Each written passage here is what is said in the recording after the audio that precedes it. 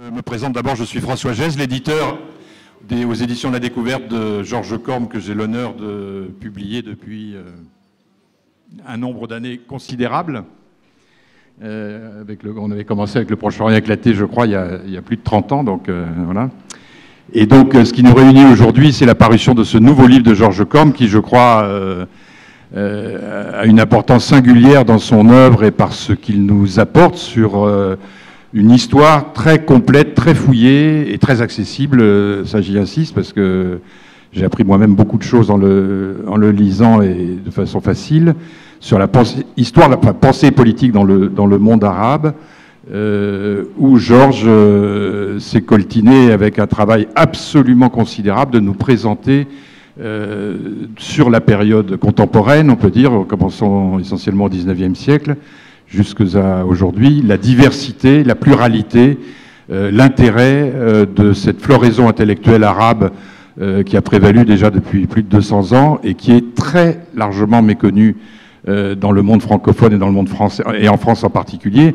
Je peux en témoigner parce que ça fait longtemps que j'ai été sensibilisé par Georges, par d'autres amis que j'ai publié au fait que des intellectuels arabes extrêmement importants n'avaient jamais été traduits, tout simplement. Ils sont restés très longtemps inconnus de nos contemporains parce que, tout simplement, faute de passage. Donc, et c'est vrai que c'est un des obstacles majeurs à la connaissance de cette diversité de la pensée arabe dans le monde contemporain, en Occident en général et en France en particulier, que cette fragilité ou cette faiblesse des passeurs entre les deux mondes. Et à un certain moment donné, par exemple, et je reste très fier d'avoir pu faire cela grâce à Richard Jacquemont dans les années 90, qui était à l'époque au CEDEJ au Caire, où il nous avait aidé à traduire toute une série d'ouvrages fameux d'intellectuels arabes, comme celui d'Ali Abderrazik, dont Georges Corme vous parlera, qui était paru dans l'entre-deux-guerres, et qui était une première contribution. Mais c'est vrai que j'aurais aimé continuer, c'est pour ça que quand Georges m'a proposé ce livre-là, j'ai accepté avec beaucoup d'enthousiasme et d'intérêt, par l'ambition de son propos, et par le côté, je dirais, enfin, il y a bien d'autres dimensions dans son livre que celle-là, mais le côté presque encyclopédique, ou en tout cas un survol extrêmement complet et analytique de tous les penseurs, de tous les courants, et pas seulement dans le monde arabe moyen-oriental, mais aussi, quand même, il y a beaucoup d'allusions à des grands auteurs maghrébins. Donc c'est vraiment un panorama extrêmement complet et qui bat en brèche et qui casse, et je vais lui passer tout de suite la parole pour qu'il nous explique cela plus en détail, mais un nombre d'idées reçues sur ce qu'est le débat d'idées dans le monde arabe aujourd'hui, qui est total, quoi. Et en fait, c'est un autre apport absolument majeur de ce livre-là, c'est de dire que tout ce qu'on entend sur les débats dans le monde arabe polarisés, sur aujourd'hui essentiellement l'islam politique, les pour, les contre, les ceci, les cela, c'est une partie émergée d'un iceberg intellectuel et politique d'une beaucoup plus grande richesse, et que on ne peut même comprendre les débats contemporains que si on se plonge dans cette histoire longue et qu'on découvre avec étonnement, parce que tout simplement on ne connaissait pas ces auteurs, on ne connaissait pas ces œuvres considérables, que des débats d'aujourd'hui ont été développés, poursuivis avec des contributions même beaucoup plus riches que celles de penseurs contemporains, de penseurs occidentaux ou de néo-orientalistes occidentaux qui occupent un peu les devants de la scène aujourd'hui. Voilà. Donc, encore une fois, c'est une grande satisfaction d'avoir pu publier ce livre, auquel je souhaite un grand succès. Et je laisse maintenant Georges en présenter les grands axes. Il ne pourra pas tout dire, parce que quand même le livre est gros, et je vous invite évidemment à le lire. Mais voilà. Et puis après, on pourra débattre, bien entendu, après son intervention. Comment il se... Ça marche, ça marche. Ça marche tout seul. Bon. Ouais, bon. Bien, écoutez, merci d'être venus nombreux. Merci à mon éditeur, puisqu'il est là, qui me porte depuis 32 ans, j'ai compté. Hein. Merci à vous tous.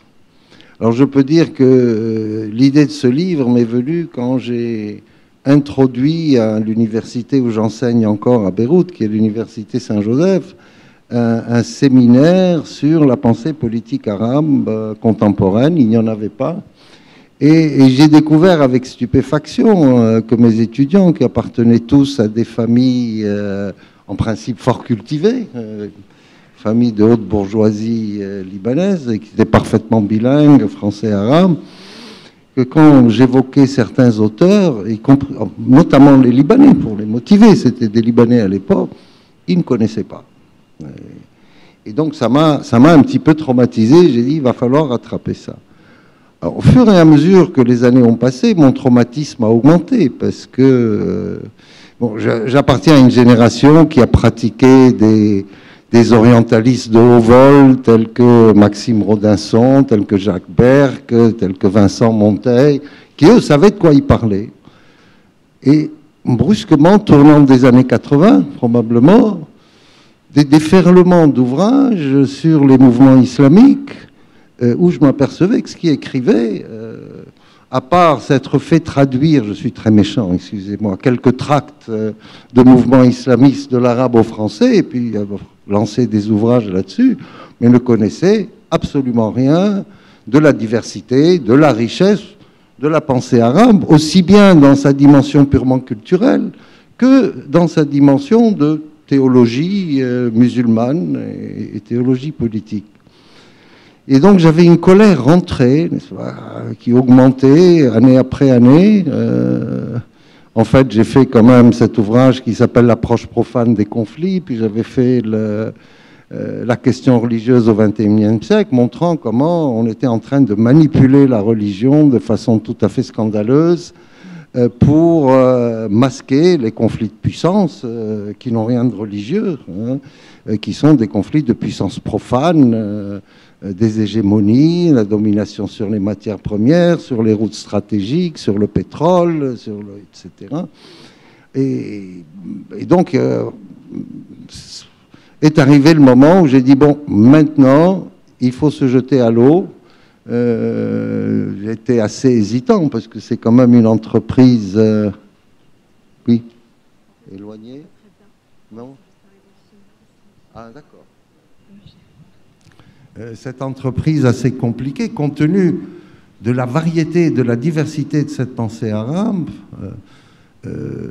comment la résumer et avec François, il me disait non, mais quand même, pas trop de pages, hein, après c'est plus difficile à vendre, donc ni je pouvais faire une encyclopédie complète, ni je voulais faire un petit essai, dire non, mais vous savez, les Arabes sont pas aussi peu cultivés que vous le pensez, n'ont qu'une seule culture de type théologique, il n'y a qu'un homo religiosus ou un homo islamicus dans le monde arabe, il y a tout à fait autre chose.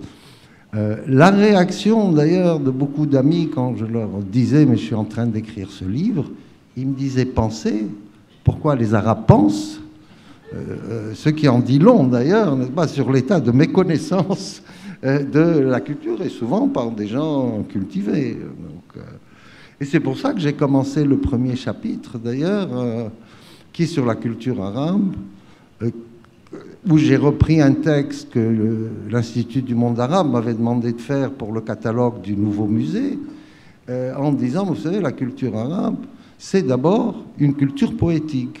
Les Arabes se sont fait connaître par leurs grands poètes.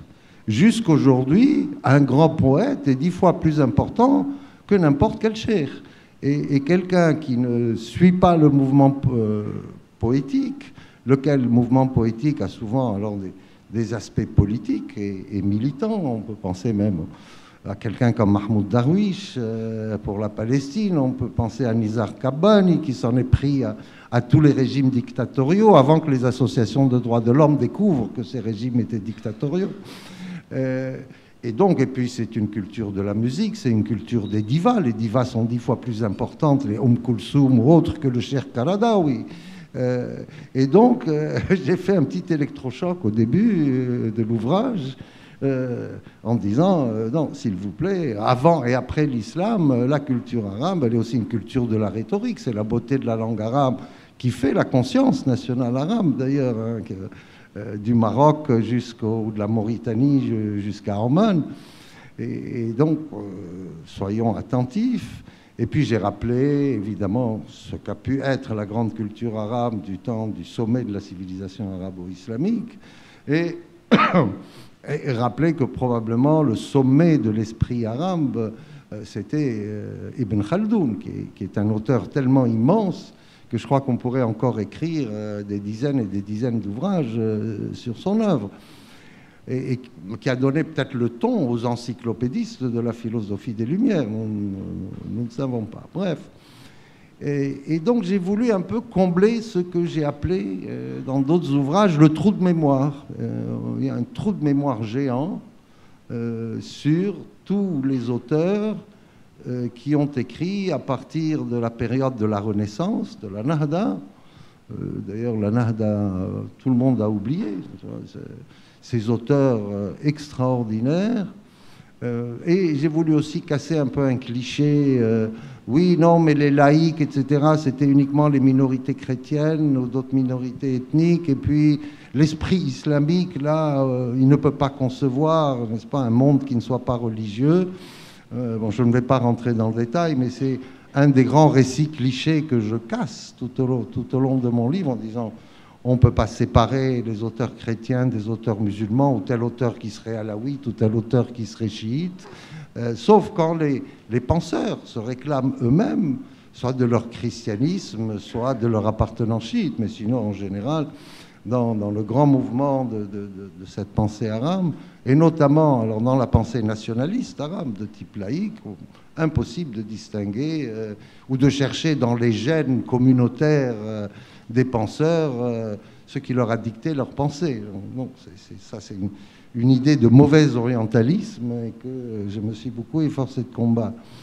Alors là aussi, pour continuer un peu l'électrochoc, je commence mon premier chapitre, je crois que je l'appelle, en parlant de 4 grands cheikhs de l'Azhar qui ont révolutionné la culture arabe dans toutes ses dimensions. Le premier étant Tahtawi, qui est venu faire envoyé par Mohammed Ali d'Égypte et qui est venu faire cette mission en France. Il est parti, il ne connaissait pas le français. 1826. Il était à la tête, d'ailleurs, d'une délégation composée de cheikhs de l'Azhar et qui a passé 4 ans ou 5 ans, je ne me souviens plus à Paris, qui a ramené un livre de mémoire. Alors, il a appris le français, il a lu tous les encyclopédistes, tous les philosophes des Lumières, et il a ramené ce récit fabuleux de son voyage, qu'on a traduit en français sous le titre « L'or de Paris ». Je ne comprends pas d'ailleurs que dans les écoles où il y a beaucoup de Français, de religion musulmane, ce livre ne soit pas un classique qui soit donné. Et il a révolutionné, y compris la langue arabe, dans la mesure où il a introduit beaucoup des concepts de la modernité politique, notamment le concept de citoyenneté. C'est à lui qu'on le doit, puis ensuite ça a été repris par un autre auteur libanais, Al-Boustani. Et bon, donc je décris, il a fait une œuvre immense après en Égypte, il a déclenché un mouvement de traduction extraordinaire, il a modernisé l'Azhar, il y a eu toute une série de choses qu'il a fait. Bon, après le dernier de ces grands cheikhs, il y en a 4, c'est Taha Hussein,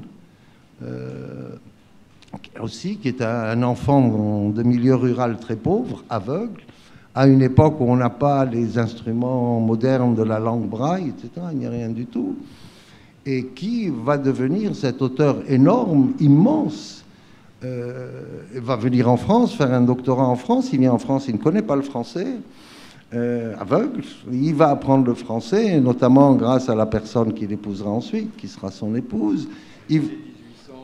Non, là, il est, je pense, au début, c'est juste après la fin de la Première Guerre mondiale, je pense, en 1917, c'est ça, ou en pleine guerre mondiale.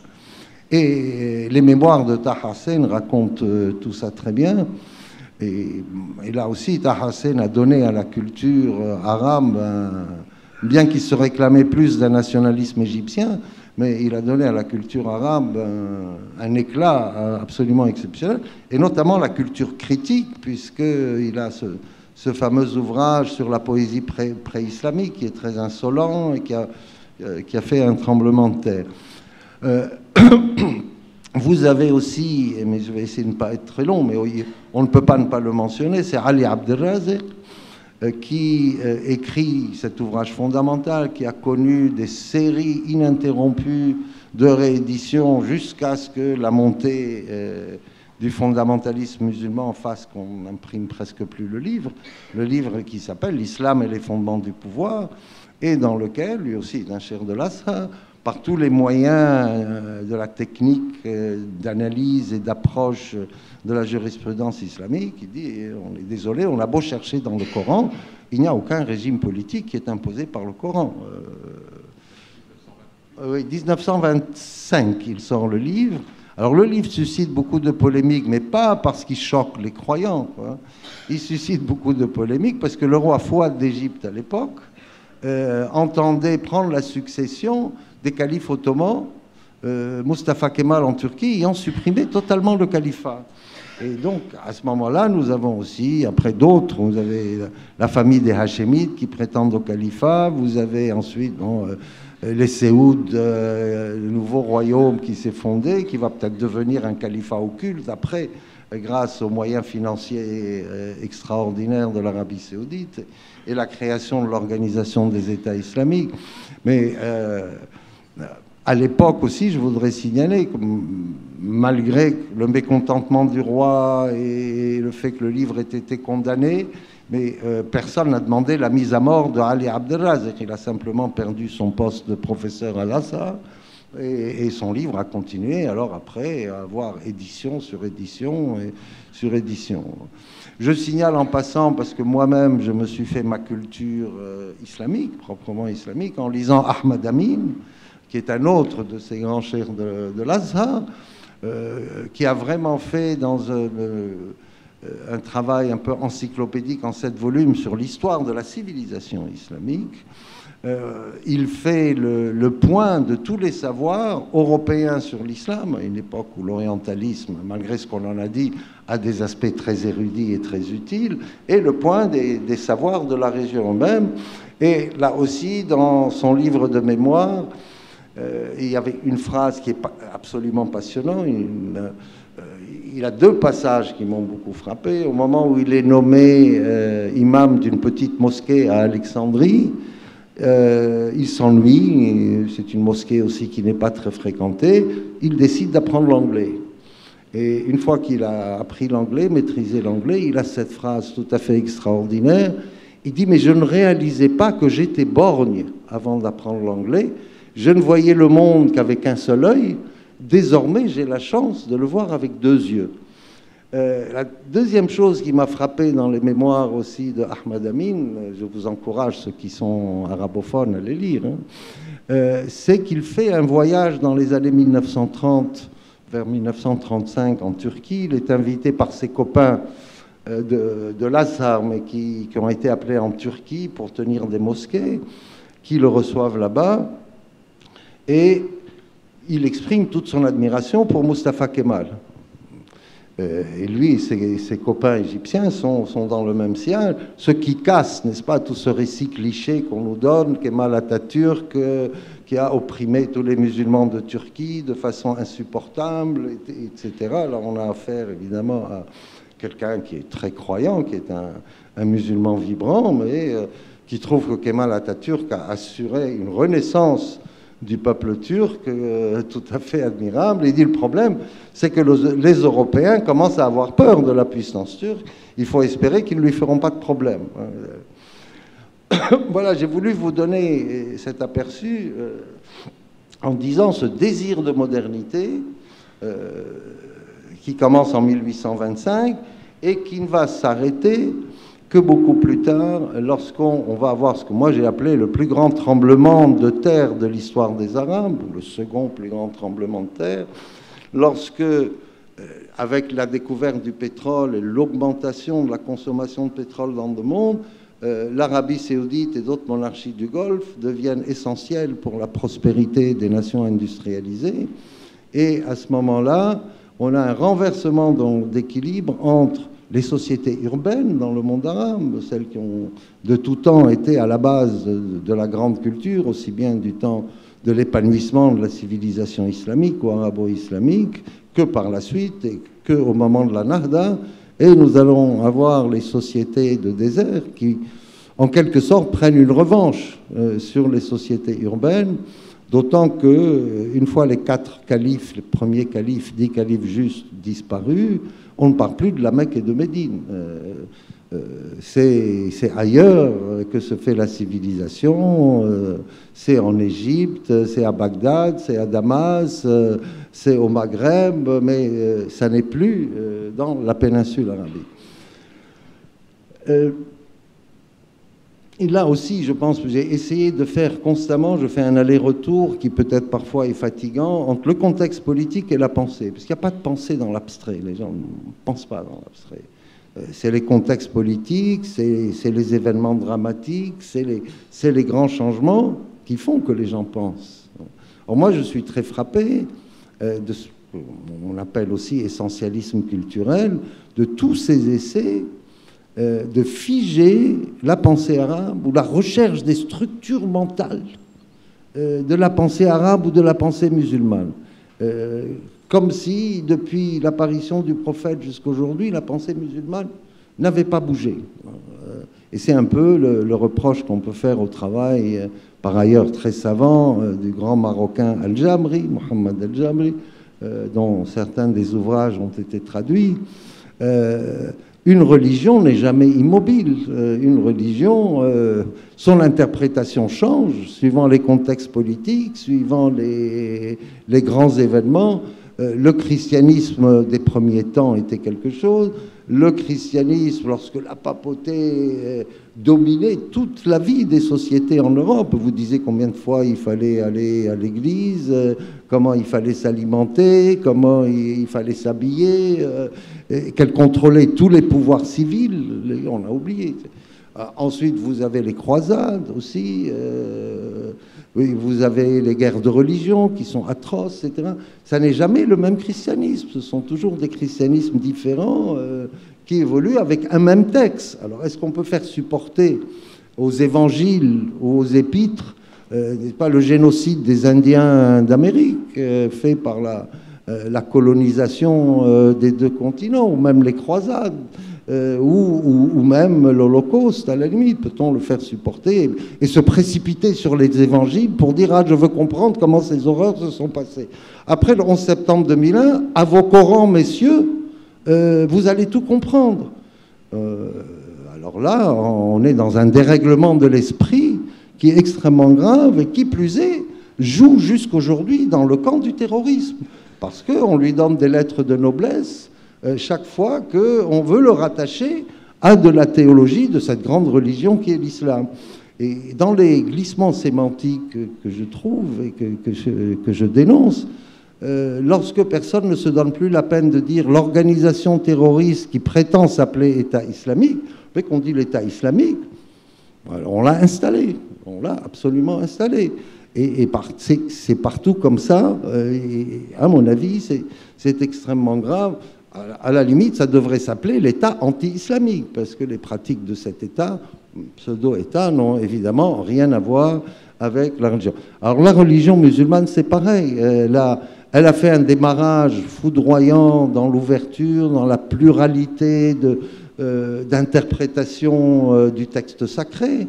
La philosophie qui a été tout de suite adoptée par les plus grands penseurs des premiers siècles de l'islam, à un moment où, du côté chrétien, en Europe, la philosophie, pratiquement, c'était interdit. Et après, c'est pour ça que dans un autre ouvrage, je dis on a des trajectoires inverses entre les sociétés européennes chrétiennes et les sociétés musulmanes, et importer des problématiques de l'histoire des sociétés chrétiennes pour vouloir les plaquer sur des sociétés musulmanes ne fait pas de sens, et ce qui amène à beaucoup de contresens dans les analyses. Mais d'autres pays du tiers-monde ont importé des problématiques, j'en ai parlé ailleurs, authenticité, modernité, c'est une problématique du romantisme allemand qui a fait le tour du monde, qui s'est baladé en Russie, et puis alors chez nous on s'en sort plus, c'est la tarte à la crème, et c'est récent, parce que quand vous prenez les débuts de la Nahda et jusqu'aux années 50, l'histoire de Asala ou Hadassa, elle est tout à fait marginale. Même en langue arabe, le concept de Asala, ça fait référence à des attaches familiales. Ça ne fait pas référence à ce concept très très romantique européen d'une authenticité. Puis moi j'ai toujours dit, qui est authentique, qui n'est pas authentique? C'est quoi cette histoire? Est authentique celui qui se sent bien dans sa peau, qui se sent bien dans la culture dans laquelle il est, et qui est dans une pensée vivante. Vouloir opposer modernité et authenticité, c'est une énorme tarte à la crème qui a fait perdre des énergies intellectuelles dans le monde agréable et ailleurs. Rappelez-vous en Russie, les slavophiles et les occidentaux qui s'étripaient constamment, et ça a fini en guerre civile en Russie, effectivement. Cette problématique typiquement européenne, après, elle va en Extrême-Orient, en Chine, elle va au Vietnam, elle va partout, et partout elle provoque des déchirements. Alors maintenant, on s'en est sorti en Chine, en Russie, on en est sorti aussi. Et nous, les Arabes, on reste malheureusement, notre culture, trop souvent enfermée dans ces débats sur authenticité et modernité. Bon, alors, 2 ou 3 autres points, François, il faudra me dire quand je suis trop long. 2 ou 3 autres points qui, pour moi, sont des marqueurs de cet ouvrage. Un, c'est qu'il restitue, alors non seulement dans toute la pensée de la Nahda, en refusant la dichotomie artificielle entre des chrétiens qui seraient laïcs et des musulmans qui auraient impossibilité d'accéder à la laïcité, je montre aussi que de très grands auteurs en tant que poètes et romanciers, Mikhaïl Noaim et Khalil Gibran, qui sont chrétiens tous les deux, s'accrochent à l'authenticité de l'Orient, s'accrochent à l'Orient mystique et disent détester le matérialisme occidental. Donc là aussi, là où on a vu, justement c'est pour ça que j'en ai parlé, des cheikhs de Lazare être des modernistes sans aucun complexe. Ensuite, j'ai été sur la pensée nationaliste arabe. Parce que alors, la pensée nationaliste arabe, on lui attribue tous les malheurs du monde arabe. Et ce qui permet évidemment de donner le vent en poupe à la réislamisation des sociétés arabes. C'est un terme qui vient de la géopolitique américaine ou américano-française, du temps de la guerre froide, pour lutter contre l'extension du communisme dans le tiers-monde et dans le monde arabe. Réislamisons les sociétés. Un des grands actes de la réislamisation qui nous coûte très cher jusqu'aujourd'hui, notamment en matière terroriste, c'est d'avoir entraîné des dizaines de milliers de jeunes arabes dans une fausse optique de djihad, bien sûr, et de les avoir envoyés en Afghanistan se battre contre l'armée soviétique à partir de 1979-80, sous prétexte que l'armée soviétique est athée. Si elle n'avait pas été athée, il n'y aurait pas eu de raison de partir se battre. C'est très bizarre. Et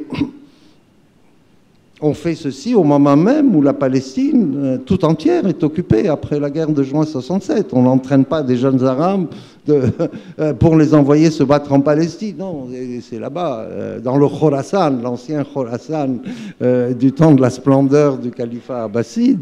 C'est là-bas. Mais ça fait des siècles que les Arabes n'ont plus aucune relation, ni commerciale, ni culturelle, ni philosophique, avec l'Afghanistan, qui autrefois d'ailleurs a été le siège, a été une province extrêmement prospère sur le plan culturel.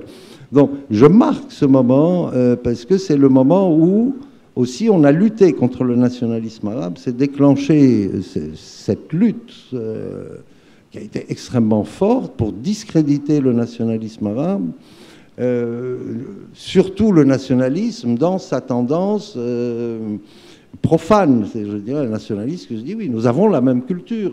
Bon, nous avons aussi ce fait que la plupart d'entre nous sont musulmans, mais ce n'est pas ça ce qui fait notre conscience nationale.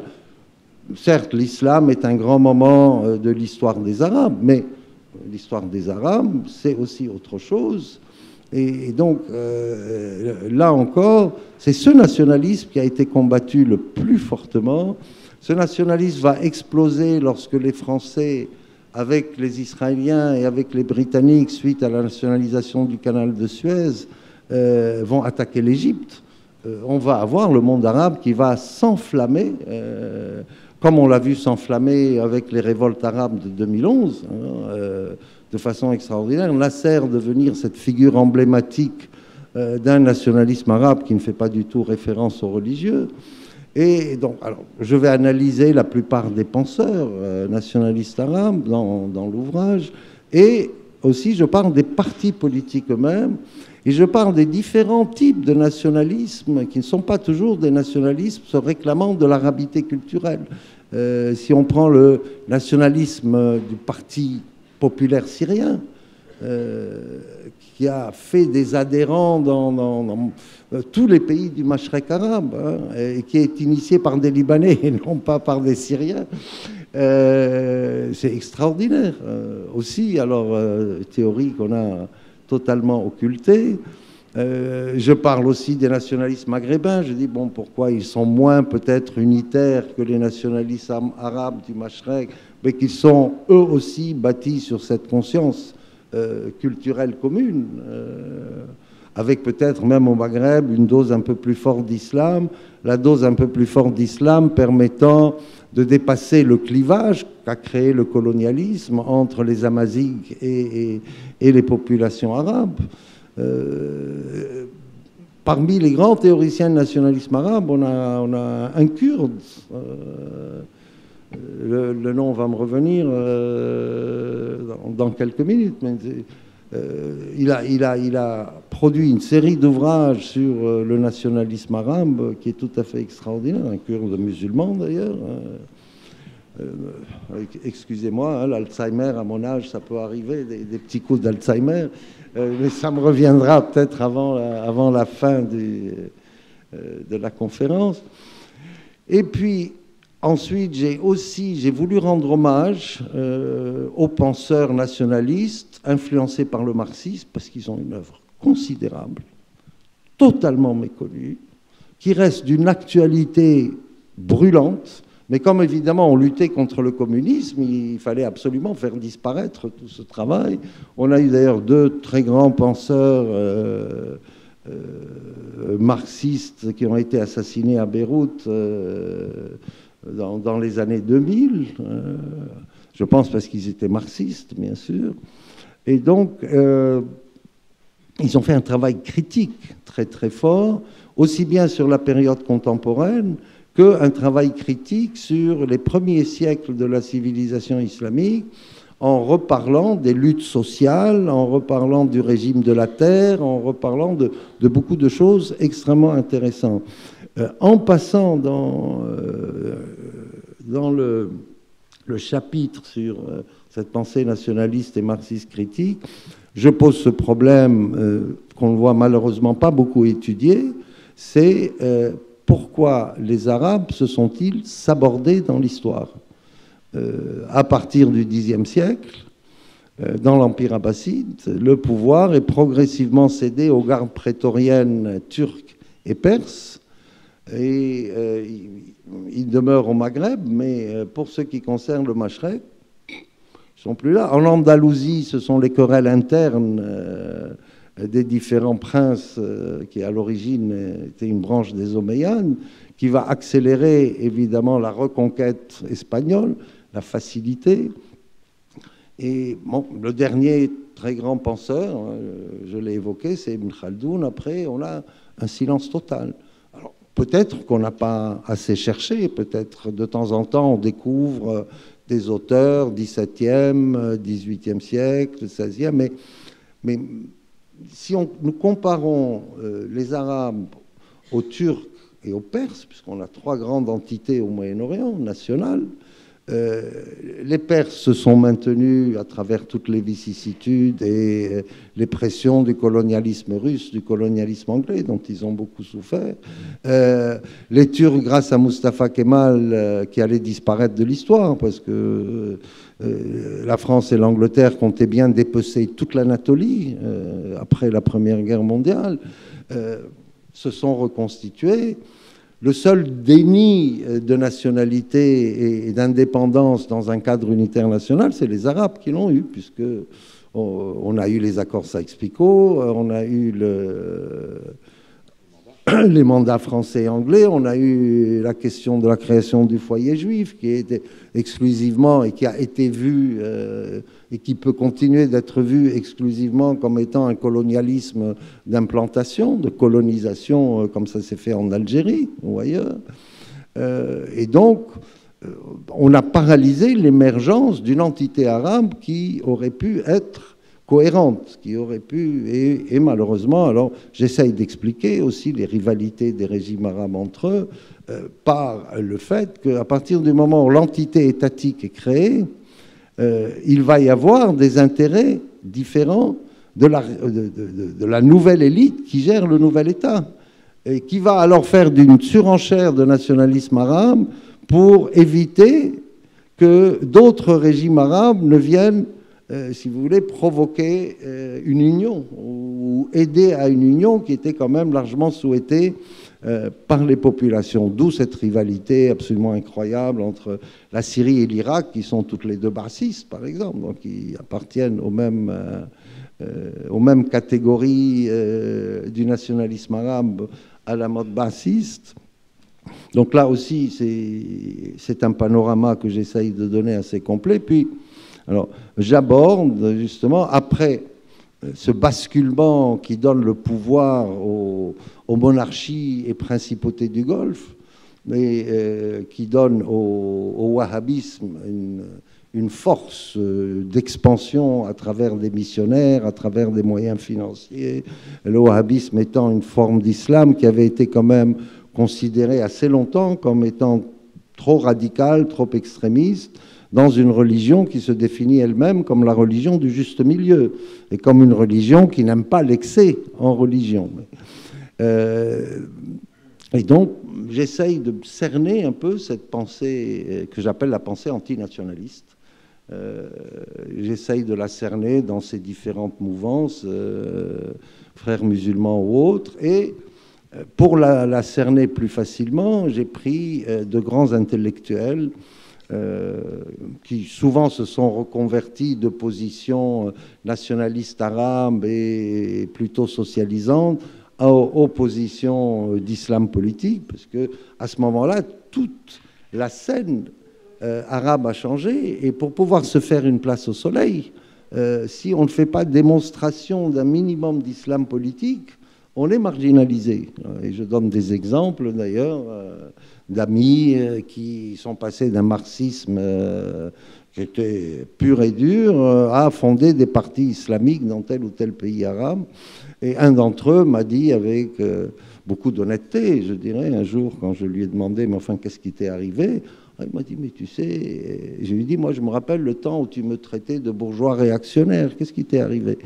Et il m'a dit, tu sais, moi j'ai compris que le temps du marxisme était fini, moi j'aime la politique, je veux rester en politique, j'ai donc fait un parti islamique. Année 1980. Oui, oui. Et là, n'est-ce pas, par contre, je ne vais pas citer l'auteur parce que nous partageons le même éditeur, dans un autre livre, il y a une interview de cet ami qui a vendu la salade. Ah oui, comme je m'étais trompé, j'ai enfin découvert la spiritualité de l'islam, le mysticisme de l'islam. J'ai compris que je m'étais coupé de mes racines culturelles. Enfin, tout un discours, sur toute une page d'ailleurs, qui est pris très au sérieux par l'auteur de l'ouvrage. Bon.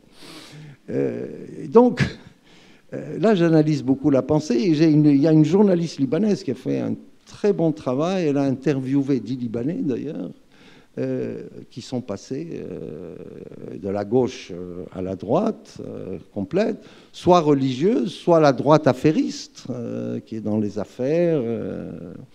Et elle nous donne le récit, comment chacun s'est justifié. Donc, moi, je résume rapidement l'ouvrage, parce qu'il faut très intéressant à lire.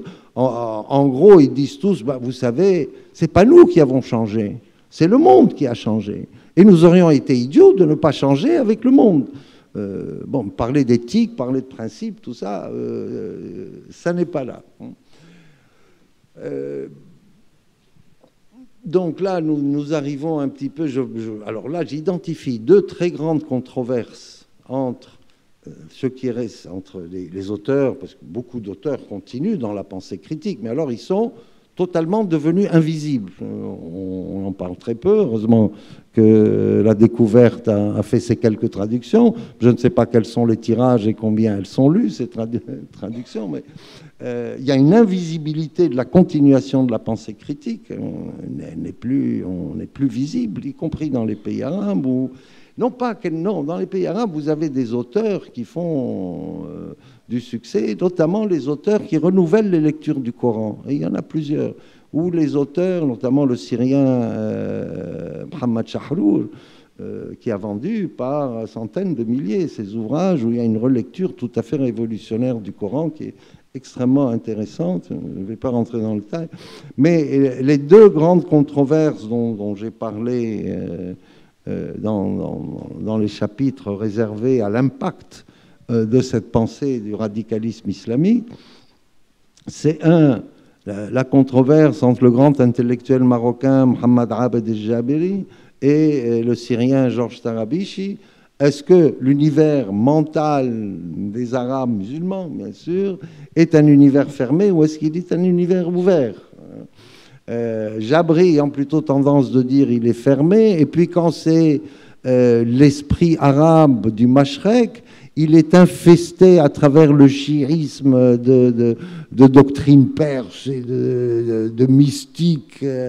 Il l'appelle al-aql al-irfani, et parfois al-aql al-mustaqil. Donc il en fait une description très négative. Il dit au Maghreb c'est un peu mieux parce qu'on a eu Averroès, donc il y a un peu d'aristotélisme qui est passé, et l'espoir va venir de là, etc. Alors, et il dit, bon, les Arabes n'ont jamais aimé la philosophie, ni vraiment bien connu la philosophie. Et Jabri ne fait qu'étudier la structure des grands ouvrages de théologie musulmane, donc qui sont intéressants. Mais, alors, Jabri lui répond en disant, Tarabichi, pardon, écoutez, sur la philosophie, à un moment où l'Europe chrétienne proscrivait la philosophie, elle a prospéré chez les Arabes, chez les musulmans. Et c'est même la philosophie arabe qui reprend la philosophie grecque, mais qui ajoute la question principale, qui est la conciliation de la foi et de la raison, ce qui va être traduit en latin. Beaucoup d'auteurs sont nés à travers l'Andalousie. Je pense c'est aussi l'avis de beaucoup de spécialistes, et je le pense aussi, une contribution fondamentale au développement et l'ouverture de la théologie chrétienne à partir de la lecture de ces auteurs, ou des traductions de ces auteurs, qui est à la base aussi une des composantes, je ne prétendrai pas que c'est toute la composante, de la renaissance de l'Europe. Le drame, c'est qu'évidemment, au moment où donc, cette culture philosophique vient fertiliser l'Europe, on l'interdit, ou elle tombe en disgrâce, dans le monde musulman. Et jusqu'aujourd'hui, on refuse de reconnaître que la philosophie a un rôle absolument indispensable dans les progrès de l'esprit humain. Donc j'ai cette controverse que je décris assez abondamment. Alors chacun d'entre eux, Jabri a dû faire 6 ou 7 ouvrages, Tarabichi lui a répondu par 6 ou 7 ouvrages. Ça a été du travail de résumer un peu sans trahir la pensée des deux auteurs. Mais je n'ai pas vu de travaux faits sur cette controverse, qui est une controverse majeure, sinon par une Américaine qui a fait une thèse de MA dans une université américaine sur cette controverse en langue anglaise. En langue française, à moins que je ne prétends pas tout connaître, mais je ne crois pas qu'il y ait eu des étudiants qui se soient intéressés à une controverse d'une telle ampleur. L'autre controverse que j'analyse, en prenant et des auteurs à tendance islamique et des auteurs au contraire à tendance moderniste, si on peut dire, c'est la laïcité. La laïcité qui est totalement diabolisée par les courants islamistes. Et il y a un intellectuel égyptien qui était, je pense, aussi un intellectuel de gauche dans sa jeunesse, qui est passé de l'autre côté, qui a écrit un ouvrage, La laïcité, c'est le diable. Et alors, le jeu est assez facile parce que qu'est-ce qui est fait? C'est on cite tous les auteurs européens qui sont des désenchantés de la modernité. Et on attribue à la laïcité tous les maux de la société européenne, jusqu'au consumérisme, tout est mis, jusqu'au matérialisme, tout est mis sur le dos de la laïcité. Le jeu est assez facile. De l'autre côté, nous avons encore un intellectuel syrien qui est Aziz El-Admi, qui est aussi alors un super érudit, et qui, déjà dans les années 80, j'avais d'ailleurs fait paraître dans le Monde diplomatique à l'époque une fiche de lecture, qui avait produit un ouvrage en arabe s'appelant « La laïcité sous un autre angle », dans lequel il montre, il dit « Écoutez, vous nous rabâchez les oreilles avec le fait que l'islam ne peut pas s'accommoder de la laïcité, etc. Mais d'abord, laïcité, c'est modernité. Et deuxièmement, regardez les comportements. Les gens se sont très largement laïcisés. Et ce livre a été un succès avec plusieurs éditions, etc. Et puis, il a continué aussi sur la lignée après. Et il a fait un débat qui a été imprimé avec Messiri, justement, l'un diabolisant la laïcité, et l'autre, Aziz El-Admi, montrant que diaboliser la laïcité n'a absolument aucun sens. Moi, j'ai apporté une petite contribution, mais je n'en parle pas dans le livre, en disant... Cette question de la laïcité, elle est souvent très mal posée à propos du monde musulman. Vu que les trajectoires historiques sont différentes, on ne peut pas la poser comme elle s'est posée en Europe, où vous avez eu l'Église catholique qui a été... j'ai dit, en société musulmane, une définition de la laïcité serait la liberté d'exégèse du texte sacré. Parce que toutes les autres libertés publiques découle de cette liberté d'exégèse. Si on n'a pas cette liberté d'exégèse, il ne faut pas espérer une liberté politique quelconque. Et d'ailleurs, les pouvoirs en place dans les pays arabes n'ont aucun intérêt. Et c'est pour ça qu'eux-mêmes ont très souvent instrumentalisé les mouvements fondamentalistes pour paralyser la contestation politique, en disant non, ça c'est contre l'islam, ou bien en islamisant les formes extérieures de pouvoir, en allant à la mosquée très souvent, en encourageant les femmes à se voiler, en fait, toute une politique, alors la politique de réislamisation de ces sociétés arabes qui a été un grand succès du point de vue de la géopolitique des pays occidentaux, et notamment des États-Unis. Regardons dans quel état nous sommes. Et c'est une réislamisation qui est très très loin de ce qu'est, à mon sens, même quand vous lisez, que ce soit le texte coranique lui-même ou quand vous lisez les grands juristes de l'époque, la plasticité qui peut se trouver dans la charia islamique est extraordinaire. Moi, je rappelle très souvent que des trois monothéismes, c'est probablement le monothéisme le plus plastique. D'abord, il n'a jamais cherché à supprimer le judaïsme et le christianisme. Il y a des textes coraniques qui reconnaissent le message aussi bien judaïque que le message chrétien et qui disent non, on ne les touche pas. Ensuite, il s'est fort bien accommodé de la religion de la Perse, le mazdéisme, hein, même si parfois on a persécuté les manichéens, mais rien à faire avec des holocaustes ou avec des génocides. Et puis ensuite, on s'est très bien accommodé de l'hindouisme, puisqu'on a bâti l'empire des Moghols aux Indes, tout le monde oublie, qui était un empire à la fois musulman et à la fois hindouiste. Et les musulmans vivaient aux Indes avec les hindouistes sans problème, jusqu'à ce que les Britanniques, évidemment, les montent les uns contre les autres au moment où l'indépendance arrive et que se crée l'État du Pakistan, État des purs. Rien que la dénomination est quand même assez bizarre. Et donc une plasticité qui est quand même très exceptionnelle. N'oublions pas le traitement que le christianisme au Moyen-Âge européen a pu faire de ces hérétiques, hein, ou qu'il a pu faire des personnes de confession juive, ou l'expulsion des musulmans d'Espagne, de Sicile, de partout. Donc, c'est pour ça qu'aujourd'hui, quand on réduit cette théologie politique musulmane, n'est-ce pas, à ce que racontent des organisations terroristes criminelles, moi, je voulais essayer de lutter contre ceci, parce que nous sommes dans le scénario qui s'autoréalise, nous l'alimentons de conflits des civilisations, lequel scénario, aujourd'hui, est celui qui permet le déploiement maximum de la puissance américaine jusqu'ici. Et si on ne fait pas attention à cela, on peut être un participant. Alors, je vais conclure, pour ne pas être trop long,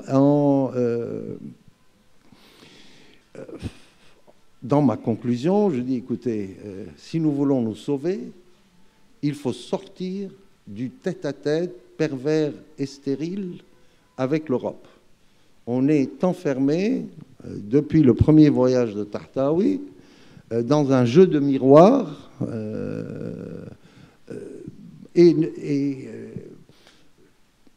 nous n'avons pas été regarder ce qu'ont fait les autres peuples, les autres civilisations. Les Arabes n'ont pas été les seuls à être agressés par le colonialisme sous toutes ses formes. L'empire du Japon a été encerclé par la flotte américaine pendant 3 ans. Comment a-t-il fait pour se sauver? Il commence sa révolution industrielle, le Japon, 50 ans après celle de Mohammed Ali en Égypte. Regardez où est l'Égypte aujourd'hui, regardez où est le Japon aujourd'hui. Comment ont fait les Chinois, qui ont été non moins agressés aussi par les différents colonialismes européens. Allons regarder ailleurs. On ne peut pas rester braqué. Qu'est-ce que disent les Européens sur nous? Il y a quelque chose de maladif. Et quand je vois comment n'importe quelle parole d'un intellectuel européen, d'un intellectuel américain sur les musulmans, sur l'islam, tout le monde la lit, combien les livres sont traduits immédiatement en arabe. Je dis, mais ça suffit, arrêtez. Que les Européens pensent ce qu'ils veulent.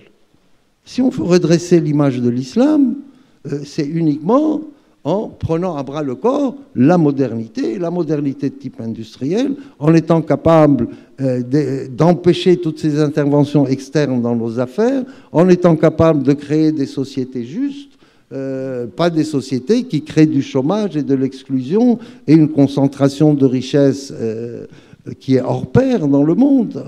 Et donc, pensons à nous approprier les sciences et les techniques, de même que les premiers pionniers de la Nahda en avaient parlé.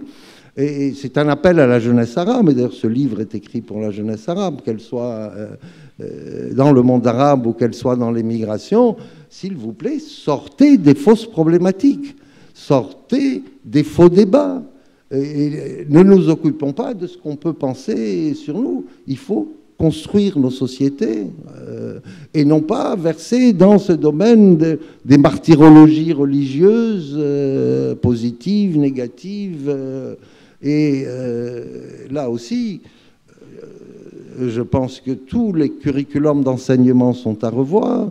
Je pense que l'enseignement, malheureusement, dans nos pays, fonctionne sur les agendas académiques européens ou américains, ou bien les agendas académiques qui sont dans les pays qui se définissent par leur islamité. Et ça me paraît extrêmement important, de façon à ce qu'on puisse aborder les problèmes concrets de nos sociétés, de façon à ce qu'on puisse rétablir la mémoire de la continuité, de la richesse de la pensée, qu'on l'appelle arabe ou arabo-islamique, ou même qu'on l'appelle musulmane. Mais il faut rétablir le continuum de notre histoire, ne pas être enfermé dans la façon dont l'orientalisme lit notre histoire, dans la façon dont la presse lit notre histoire, dans la façon dont les grandes universités européennes ou américaines lisent notre histoire. Il m'est souvent arrivé, et c'est ma conclusion finale, d'avoir des rencontres avec des étudiants arabes, très souvent maghrébins, évidemment en France, et mon appel a toujours été résister aux problématiques que peuvent vouloir vous imposer vos professeurs, parce que ce sont pas des problématiques, c'est pas nécessairement les problématiques pertinentes. Avec en plus ce penchant où on demande tout de suite à un étudiant arabe, s'il est maghrébin, on va lui demander est-ce que tu es berbère ou est-ce que tu es arabe? Ah, tu es berbère, bon, tu vas me faire un sujet sur la berbérité. Si on est du Mashrek, ah, est-ce que tu es sunnite, chiite, maronite, grec-orthodoxe, qu'est-ce que tu es? Ah, tu es chiite, c'est très intéressant. Tu es chiite d'où? Ah, de telle région, alors ta thèse va être sur le chimie. Jamais un sujet qui est transcommunautaire. Jamais, jamais, jamais. Et donc, moi j'en appelle aux étudiants toujours, vous ne vous soumettez pas, vous choisissez le sujet qui convient pour traiter des problèmes réels de votre société. Nous n'avons pas de problème sunnite chiite, c'est une blague. D'ailleurs, quand l'Iran était du temps du Shah d'Iran, elle était non moins chiite qu'aujourd'hui. Et le Shah d'Iran avait une politique de puissance régionale pas très différente de celle du régime actuel iranien. Est-ce que quelqu'un parlait de sunnites et de chiites? Personne.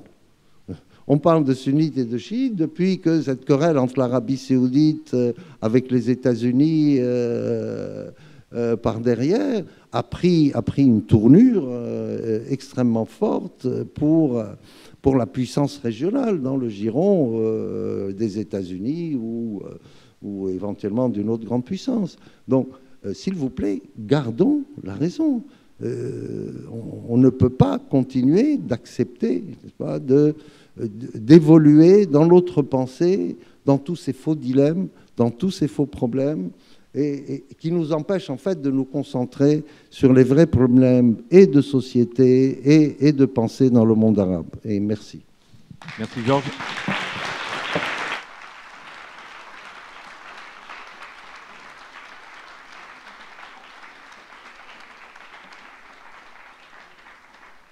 Donc avant de vous passer la parole, c'est pour résumer les dernières phrases de Georges disent bien rétablir la continuité, le continuum de l'histoire politique et intellectuelle du monde arabe, c'est très précisément ce que fait ce livre, quoi, et dans toute sa complexité, et ça, mais de façon extrêmement claire. Donc maintenant, on peut prendre quelques questions si vous voulez, donc je vous demanderai simplement de ne pas être trop long, on peut prendre quelques questions, puis après on repasse la parole à Georges.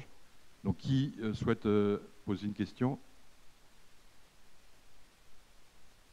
Monsieur, on peut avoir un micro, peut-être ou... Bonjour professeur. Allô? Oui. Bonjour professeur. Moi j'aurais une petite... Attendez. Pardon, pour l'instant la parole est... Oui, allez-y. Mais comment Parlez dans le micro. Pardon, je me place à la fin. Avec quels moyens peut-on résister à la force de l'Occident pour rester soi-même? Tout le problème est là. Bonne question. Alors, on prend cette question-là. D'autres questions? Oui. Voilà. Donc, bonjour professeur. Moi j'aurais une question. Donc si on comprend bien, il faudrait faire un doctorat avec vous. Donc écoutez, on va postuler un... Non, je plaisante. Non, je plaisante. Mais moi, j'aurais une question par rapport aux problèmes réels. Donc, c'est bien de problèmes économiques aujourd'hui. Vous parlez de retard dans votre livre. Quelles sont vos solutions les plus rapides à appliquer pour qu'on puisse s'occuper des vraies problématiques qui sont, à mon avis, liées au développement économique, principalement? Voilà, merci. D'accord. Encore une question ou deux? Oui, là. Et puis après, on passera la parole à Georges.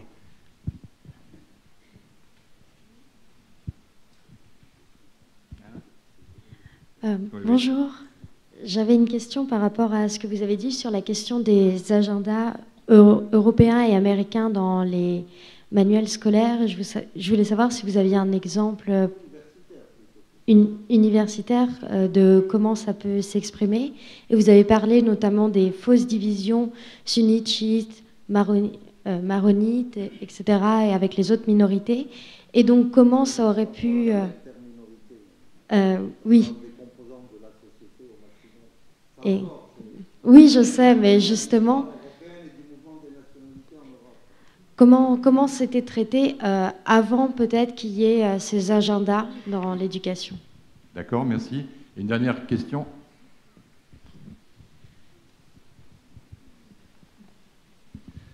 Bonjour, je voudrais savoir, que vous avez parlé tout à l'heure de trou de mémoire, je voudrais savoir, à votre avis, y a-t-il réellement un trou de mémoire ou une volonté d'occultation quand on vous parlait de l'apport civilisationnel de cette civilisation arabo-musulmane?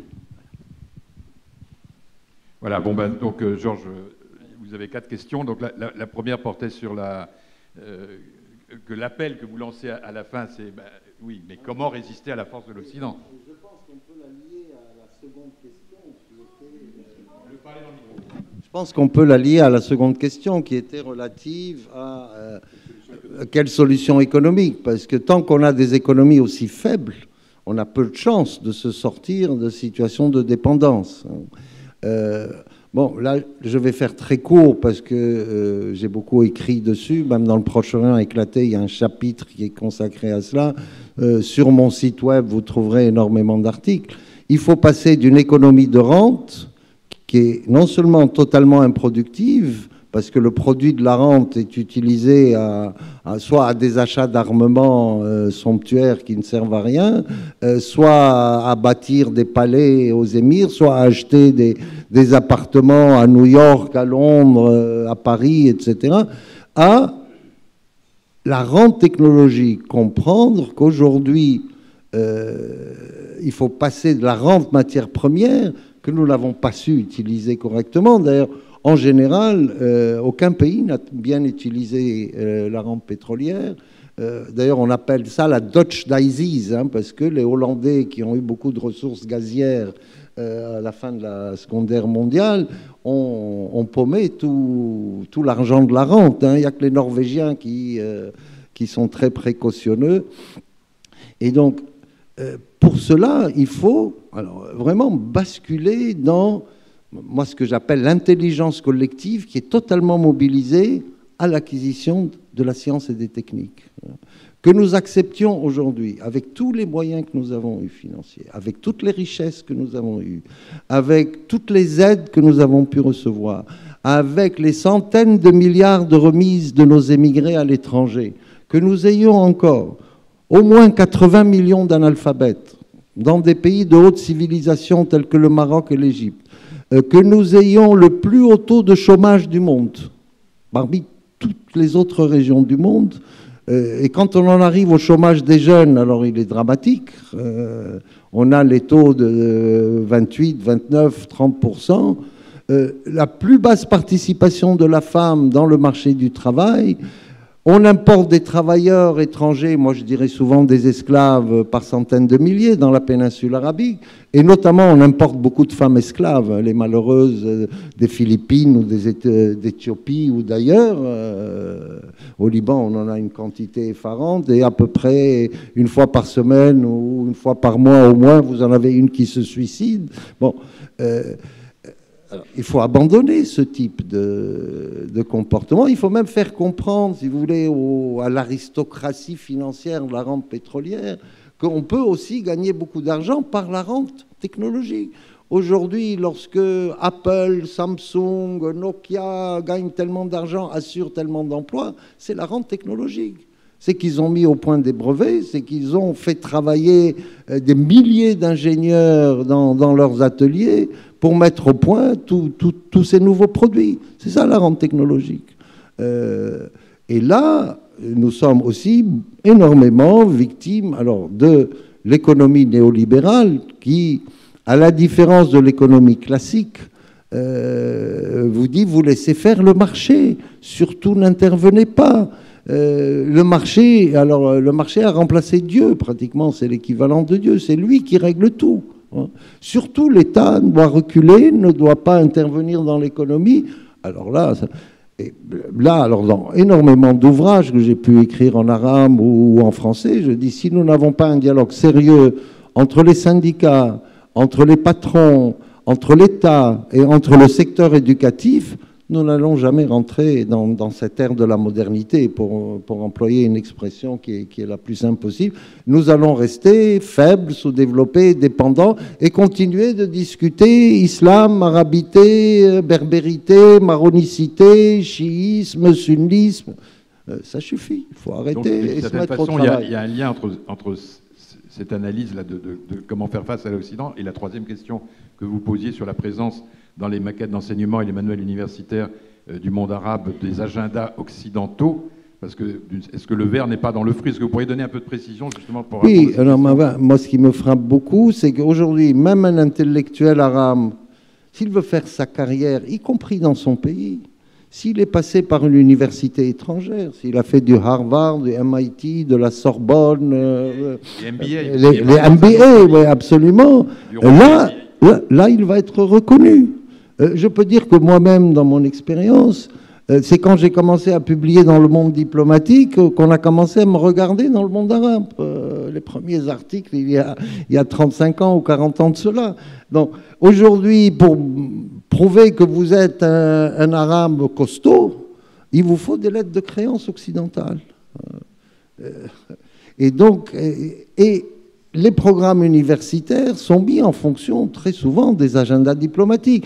Il ne faut pas rêver, c'est-à-dire que là, les intérêts des grands États vont jusqu'à se traduire dans les programmes d'enseignement, en sciences politiques, dans la matière qu'on enseigne, qui sera Moyen-Orient, qui sera Islam. Alors, moi, j'ai eu la chance, quand je faisais mes études à Paris, de connaître les deux écoles de pensée dans leurs expressions les plus raffinées, à une époque où, certes, il y avait beaucoup d'idéologie, mais il y avait une honnêteté au niveau de l'université. Moi, je me souviens que c'était le professeur Vedel qui nous a fait à Sciences Po un cours sur le marxisme. Et puis quand on m'a dit mais Vedel est quelqu'un de droite, j'ai dit mais moi j'ai failli devenir marxiste quand il m'a raconté ce que c'était, parce que moi je venais de ma province libanaise, je savais pas ce que c'était, et ma famille était très loin du marxisme. Et pareil, je me souviens de Pierre Georges qui par exemple nous a enseigné la géographie économique. J'ai appris tellement de choses, puis quelqu'un me disait mais méfie-toi de lui, c'est un communiste. J'ai dit, écoutez, moi, je n'ai pas pu voir qu'il était communiste. Moi, je ne comprenais pas très bien mes copains français qui réglaient leurs attitudes vis-à-vis des professeurs en fonction de l'idéologie. Mais les professeurs étaient fabuleux. Ils avaient une honnêteté intellectuelle. C'était même l'époque où vous aviez deux grands personnages, un à gauche, l'autre à droite, Jean-Paul Sartre d'un côté, Raymond Aron de l'autre. Et tous les deux étaient des gens formidables. Si on pense à quelqu'un comme Maxime Rodinson, alors quand il s'agissait des études sur le monde arabe, moi quand je donne à lire à mes élèves, par exemple, Islam et capitalisme, marxisme et monde musulman, ils n'en reviennent pas. Mais ils n'en reviennent absolument pas. Je mets aussi très souvent en garde les étudiants, mademoiselle, sur la pensée de Hegel et Weber. Ce sont mes deux bêtes noires, parce que c'est eux qui ont forgé la conception actuelle du monde. C'est de très grands auteurs, mais et Weber.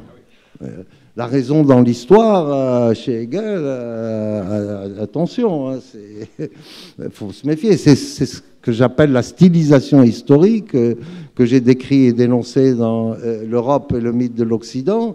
Quant à Weber, le père Weber, excusez-moi, il raconte n'importe quoi. Sa théorie sur le protestantisme et l'esprit du capitalisme ne tient pas la route devant n'importe quel bon historien. Alors déjà, si vous lisez Maxime Rodinson, Islam et capitalisme, on voit le grand capitalisme qui s'est développé à partir de jurisprudence islamique dans l'Empire abbasside, avec tous les moyens modernes du capitalisme. Ensuite, en Méditerranée, excusez-moi, le grand capitalisme, il a été génois et vénitien, c'est le sud de l'Europe qui l'a fait, c'est pas le nord. Alors, ensuite, le nord s'est développé, mais pas parce que le nord était protestant, mais quelle blague. Le nord s'est développé parce que on a découvert les Amériques, que s'est développée l'économie atlantique entre l'Europe et les États-Unis, et qu'évidemment, tous les ports en mer du Nord et sur l'Atlantique ont créé une dynamique de l'Europe du Nord et une dynamique de l'Angleterre, évidemment, qui a été très forte. Ça n'a rien à faire avec le fait d'être protestant, qu'on soit calviniste ou luthérien. C'est un peu n'importe quoi. De même, vous lisez des pages de Weber qui vous dit les bouddhistes, les pauvres. Mais jamais, jamais, ils ne pourront accéder à la rationalité industrielle. Ah bon.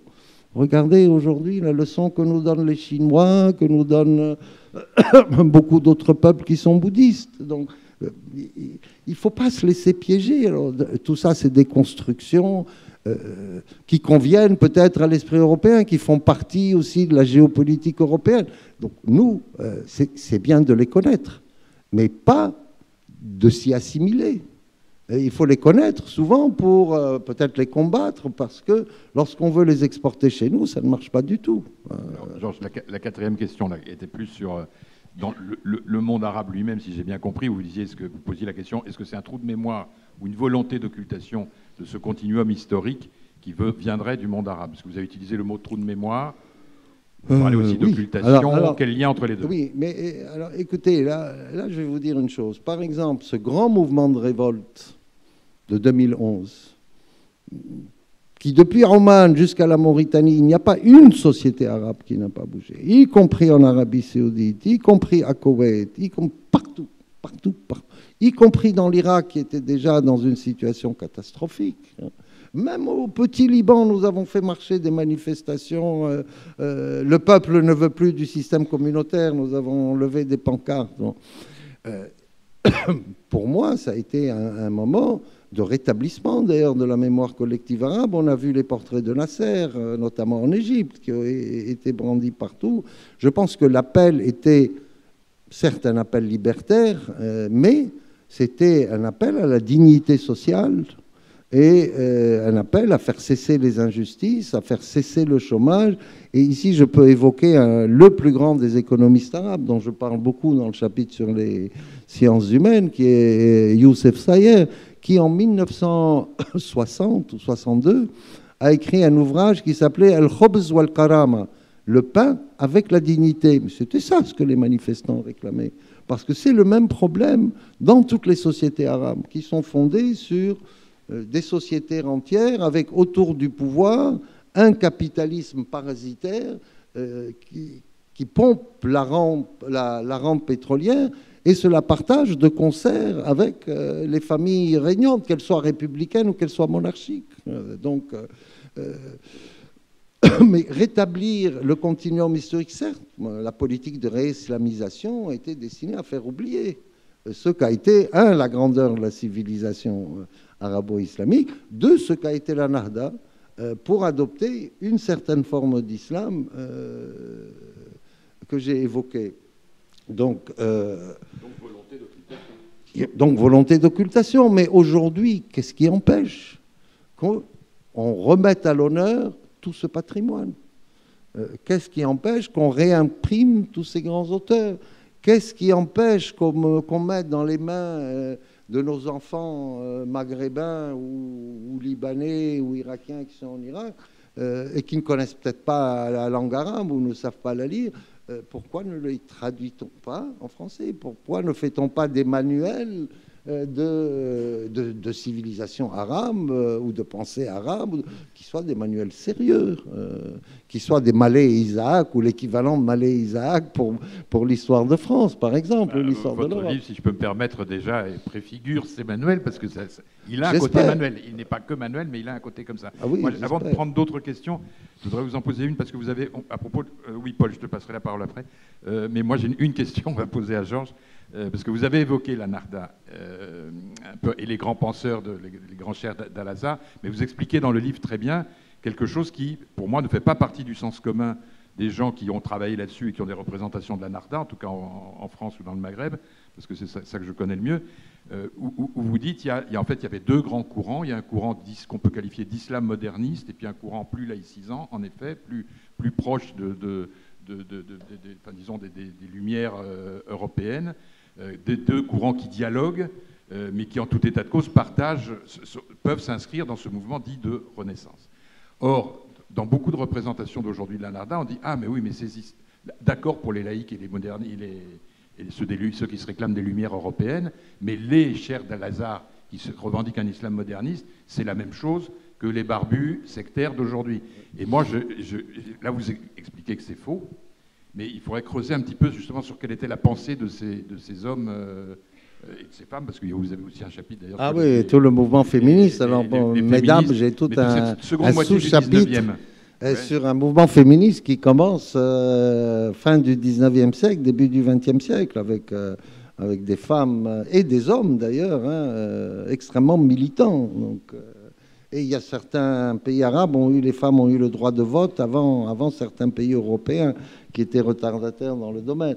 Mais je pense qu'on a fait des confusions de vocabulaire que j'essaye un petit peu de dissiper, parce que même quelqu'un comme Mohamed Abdou, aussi éminent que lui, ce grand moufti d'Égypte, qui lui a réouvert les portes de l'exégèse et qui, par exemple, a légalisé du point de vue de la théologie musulmane le prêt à intérêt, les assurances, qui a fait beaucoup de restrictions à la façon dont on peut divorcer ou répudier sa femme.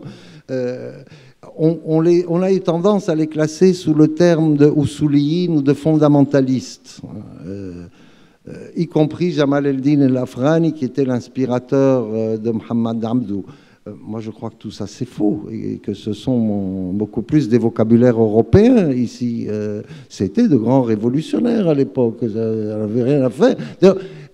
Pratiquement, là aussi, parce qu'il y a un très grand réveil général de la nation ou des différentes nations, des différentes provinces. Et à partir du moment où il y a la rupture avec les Ottomans, parce que ça a été un débat très piégé pendant longtemps. Restons avec les Ottomans, ils ne sont pas si mauvais que ça, parce que si les Ottomans tombent, demain, nous aurons le colonialisme anglais et français qui vont venir nous occuper. Et donc, Jamal el-Din Afghani, qui a été un des plus grands théoriciens, a dit, comme le défi de l'Europe est un défi global, répondons par un défi global et répondons par un pan-islamisme, mais réformé, des Lumières, en interaction avec la modernité sous tous ses aspects, mais de façon à empêcher l'effondrement de l'Empire islamique, sinon on est fichu. Même énormément de Libanais chrétiens étaient dans cette optique. Un des acteurs les plus importants du parti de la décentralisation ottomane, qui rassemblait des Syriens, des Libanais, des Irakiens, était Boutros el-Boustani, qui disait non, il n'est pas question qu'on sépare l'Empire ottoman, parce qu'effectivement, nous avons le risque d'être bouffés après par les Européens. Et ça a beaucoup affaibli le mouvement de liberté, parce que d'un autre côté, je n'en ai pas assez parlé peut-être, mais on a quelqu'un comme Abdelrahman el-Kawakibi, qui est un autre phénomène, qui certes est devenu cheikh, mais enfin qui sort d'une famille de marchands, qui n'a pas fait l'Azhar à ma connaissance, et qui lui va alors prêcher pour un retour du califat aux Arabes, parce que c'est avec les Arabes que le califat a brillé, mais en disant, mais à ce moment-là, ça doit être un califat de type spirituel. Il n'est pas question de rétablir un califat temporel. Donc, si vous voulez, la variété d'opinions dans ces réformistes islamiques est telle que la catégorie fondamentaliste n'a pas de sens. Elle n'a absolument aucun sens. Si je prends la Renaissance européenne, alors je pourrais dire qu'elle est fondamentaliste. Elle a voulu faire un retour aux sources gréco-romaines. Un retour imaginaire, bien sûr. Moi, je ne sais pas si la démocratie athénienne était aussi belle qu'on se l'est imaginé pendant la Renaissance, ou que si l'Empire romain, ça ne devait pas être drôle tous les jours dans l'Empire romain. Donc, mais quand on fait une Renaissance, effectivement, on a besoin de se réapproprier un patrimoine ancien. Alors là, il y a eu, si vous voulez, on a complètement divergé parce qu'on n'a pas été d'accord. C'est quoi ce patrimoine ancien? C'est avec la philosophie, c'est pas avec la philosophie, c'est exclusivement l'islam. Et donc ça a semé beaucoup de combats. Mais une fois que l'Empire ottoman tombe, et qu'en plus le califat alors est à ce moment-là, le nationalisme arabe, c'est à ce moment qu'il prend tout son essor, parce qu'il n'y a plus cette contradiction. Et la contradiction va être reposée une fois que les mouvements fondamentalistes vont avoir le vent en poupe par la géopolitique que j'ai décrite très, très rapidement, et qu'on va tomber dans cette problématique qui n'en finit plus, arabité ou islam, comme s'il y avait une contradiction. Il n'y a aucune contradiction. Que l'islam soit une composante de la culture et de la personnalité des Arabes, il est même une composante chez les Arabes non musulmans. Et là aussi, dans l'ouvrage, je voudrais le dire, parce que quand j'analyse les auteurs qui sont surtout libanais, qui parlent de l'islam, ils ont fait un travail absolument remarquable que personne ne lit. Moi-même, j'ai publié les pages d'un prêtre maronite qui a enseigné ici à Paris très longtemps l'islamologie. Ils ont une approche de l'islam qui n'est pas du tout... Ils font la rupture avec l'approche conflictuelle qu'a eu en général la culture européenne vis-à-vis de l'islam depuis l'apparition de l'islam aux portes de l'Europe. Et là aussi, je suis étonné que personne ne pioche. Il y a un patrimoine de dialogue de religion. C'est plus que du dialogue. C'est-à-dire, le plus souvent, les deux grands auteurs auxquels je pense ont établi ou rétabli cette continuité. Ils disent, nous sommes dans le même monothéisme, on est tous les enfants d'Abraham. Il faut sortir justement des controverses entre le christianisme et l'islam. Parce que, en fait, il y a tellement d'éléments communs entre les trois religions que c'est une fausse problématique. Personne ne lit aujourd'hui. Moi, j'ai sorti 500 pages, des extraits des meilleures pages du père Joachim Mouba. Pourtant, il y a 40 ans, 50 ans, c'était une éminence à la Sorbonne, le père Moubarak. Le père Moubarak, oui. Le livre ne se vend pas. En tout cas, ça, c'est donc sur ces. Je vous remercie, Georges, parce que pour moi, ça a été les pages, je trouve, les plus éclairantes et les plus novatrices, parce qu'effectivement, tout ça est occulté de nos récits canoniques, comme dit Georges Corme, qui sont faits de l'histoire de l'islam contemporain. Donc, on a le temps de prendre encore quelques questions. Donc, Paul Balta, si vous pouvez lui apporter le micro, s'il vous plaît. Et puis après, oui, d'accord.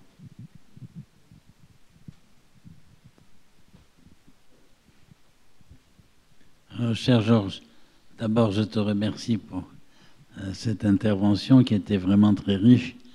Et je voudrais apporter un petit témoignage. J'ai été interrogé à ce sujet. Le président Pompidou m'avait demandé de rédiger un opuscule, pourquoi il faut apprendre l'arabe. Et il l'a fait distribuer dans toutes les écoles françaises et il a introduit l'enseignement de l'arabe, porté de 1 à 6 le nombre de postes à l'agrégation d'arabe et créé un CAPES d'arabe. C'était formidable, ça a duré quelques années, puis tout a disparu. Est-ce qu'il y aurait un moyen de relancer tout ça quand même? C'était formidable. Oui, merci mon cher Paul. Je suis très touché d'abord de ta présence ici, vu notre vieille amitié et nos racines alexandrines, je crois, toi et moi. Oui. Bon. Et puis le nombre de fois où nos existences se sont croisées et où nous avons pu être le plus souvent à l'unisson dans la pensée que dans la dissonance. Mais tu sais, moi j'ai fait des efforts sortant de Sciences Po. J'avais des amis haut placés au ministère de l'Intérieur, aux Affaires étrangères, etc., pour dire, mais dans les lycées où il y a une population importante de Maghrébins, il faut faire des manuels attractifs, intéressants, qui leur donnent ce panorama de la richesse de la culture à laquelle ils appartiennent. Et non pas leur servir tout le temps Sayyid Qutb, Ibn Taymiyyah et Maudoudi, ce qu'on fait tout le temps. C'est incroyable. Même dans les conseils scientifiques français auxquels j'ai appartenu, dans lesquels siégeaient des ambassadeurs de France, directeur Quai d'Orsay, directeur Afrique du Nord et Moyen-Orient, je le disais, au CERMOC, à l'IFPO, c'est un budget de 20 millions d'euros, de 30 millions d'euros, ça ne va pas ruiner la France, mais faites-le. Zéro réaction. Il y a eu quand même des petites améliorations. Parce que c'est vrai que dans le monde scolaire, malheureusement, c'est loin, c'est catastrophique, on peut dire. Dans le monde universitaire, j'ai observé qu'il y a plus de jeunes arabisants qui travaillent sur les sociétés arabes et pas seulement du tout sur justement ce que dit Georges, qui est juste, c'est-à-dire l'obsession sur les penseurs islamistes radicaux, c'est vraiment un peu fatigant.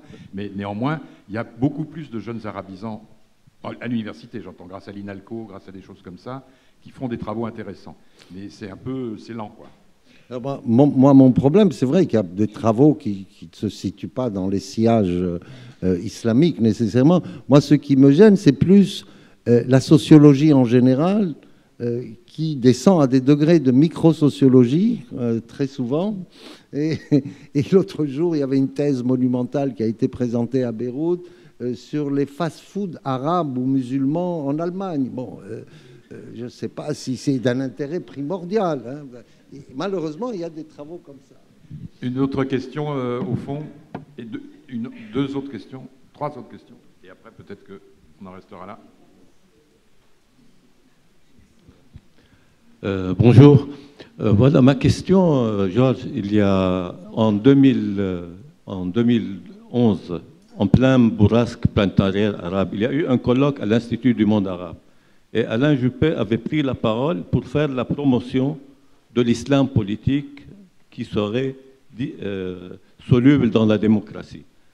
Comment vous pouvez imaginer la France laïque qui fait la promotion de l'islam politique? C'est ça ma question. Ok. Alors, on va peut-être prendre les autres questions. Tout au fond, s'il vous plaît. Ah, bon. Bonsoir, professeur. Alors, j'ai une question par rapport aux étudiants arabes dont vous avez parlé qui ont besoin des lettres de créance en Occident. En fait, c'est sans doute à cause de l'insuffisance des structures d'encadrement dans les pays en place que justement ces étudiants ont besoin d'aller à l'étranger pour pouvoir mieux valoriser leur savoir. Quel est le modèle de développement que vous préconisez pour les universités dans les pays arabes?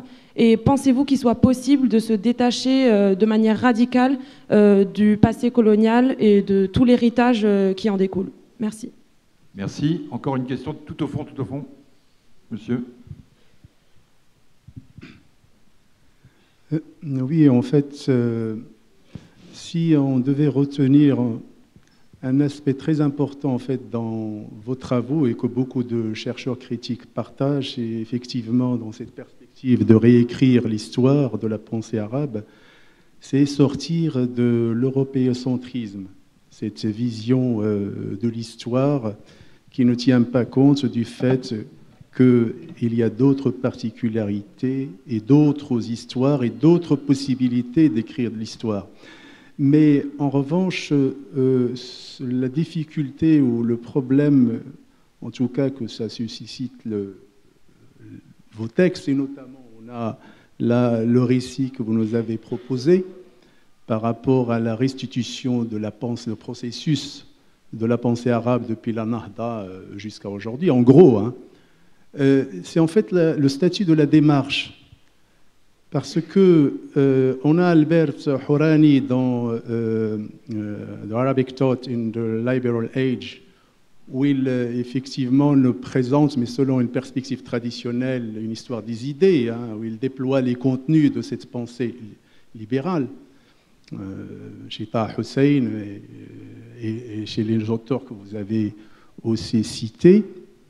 Mais il me semble que cette démarche traditionnelle, même quand il s'est élargi à l'approche sociologique, qui est apparemment très dominante dans vos travaux, c'est l'approche sociologique qui prédomine.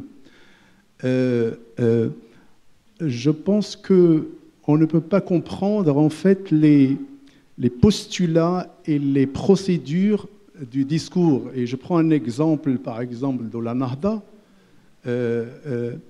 Le passage de l'époque qu'on a intitulé la Nahda au passage de l'époque de l'âge des idéologies. Vous avez cité Nasser, on est en pleine idéologie, mais précisément parce qu'effectivement, ce discours-là a occulté, a empêché la poursuite justement de la problématique de la Nahda et il l'a escamoté totalement. C'est que ces dernières années qu'on a vu même des travaux en arabe qui commencent vraiment à restituer cette problématique de la Nahda. Dernier point, en fait, c'est le rapport à Ibn Khaldoun. Vous avez cité aussi Ibn Khaldoun. Ibn Khaldoun, c'est un grand penseur, un immense penseur à l'intérieur de l'espace mental arabe, médiéval. Mais on ne peut absolument pas le rapprocher avec notamment la pensée de l'histoire et notamment de la conscience historique qui commencé à s'esquisser à partir du 19e siècle. Voilà, merci. Merci. Et peut-être une toute dernière question, et puis après je laisserai Georges répondre. Et, devant, vous avez encore une toute dernière question, alors. Allez-y. Vous avez le micro, s'il vous plaît. Si je peux me permettre de revenir sur ma première question. Les moyens, la question des moyens de réformer tout ça. Est-ce que ce n'est vraiment pas le capitalisme débridé, le capitalisme vraiment sauvage, on peut employer le terme, de l'Occident, et maintenant mondial, complètement mondial, qui fausse tous les problèmes, et on ne donne pas un sens à la vie. Il faut s'adresser peut-être aux capitalistes, aux grands capitalistes, pas sur le modèle des armes, etc., mais peut-être chercher à convaincre les capitalistes, c'est une utopie peut-être, les capitalistes, et toute la solution est là. Très bien, je vous remercie. Alors Georges, donc première question, c'était sur la solubilité de l'islam politique dans la démocratie selon M. Juppé en 2011.